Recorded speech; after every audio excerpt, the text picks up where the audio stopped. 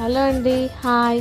ఈరోజు మన వీడియో ఏంటంటే నేను టమాటా పచ్చడి పెట్టానండి. చాలా ఈజీ ప్రాసెస్లో టమాటా పచ్చడి ఎలా తయారు చేసుకోవాలో తెలుసుకుందామండి. ముందుగా 1 కేజీన్నర టమాటాలు అయితే తీసుకొని మంచిగా కడుక్కొని తూడ్చుకొని కట్ చేసుకొని ఒక గంజులో అయితే వేసుకున్నానండి.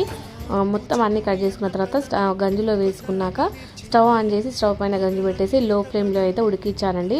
ఉడికేటప్పుడు కొద్దిగా పసుపు, చింతపండు అయితే వేసానండి. టమాటా అనేది నీరు లేకుండా మొత్తం ఉడికి దగ్గరికి అవ్వాలండి. మనం టమాటాని కలుపుతూనే ఉండాలి. ఒక పక్కన అయితే చిన్న కడాయి తీసుకొని అందులో 1 గ్లాస్ ఆవాలు, 2 చెంచాల మెంతులు, కొద్దిగా 1 చెంచా జీలకర్ర తీసుకొని వేయించుకున్నానండి. వేయించుకున్న తర్వాత అవి చల్లబడే వరకు అయితే ఈ టమాటాను మొత్తం వాటర్ లేకుండా కలుపుకున్నాను. చూడండి, ఒక చుక్క కూడా వాటర్ ఉండొద్దండి, దాన్ని చల్లబడనివ్వాలి.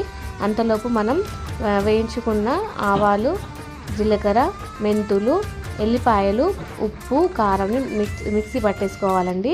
మిక్సీ పట్టేసుకున్న తర్వాత మనం చల్లబడ్డ టమాటాలు అయితే కలుపుకోవాలి.